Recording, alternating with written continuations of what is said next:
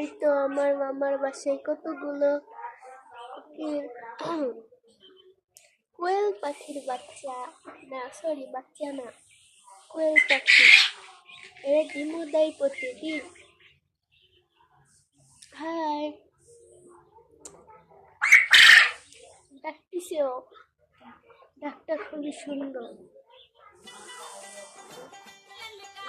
এরপর আমরা চলে যাচ্ছি আমাদের দ্বিতীয় সদস্য হাঁসদের কাছে।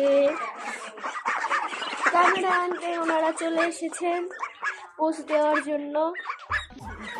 হ্যাঁ বলো, ভালো করে একটা পোস্ট দেন, স্মাইল স্মাইল।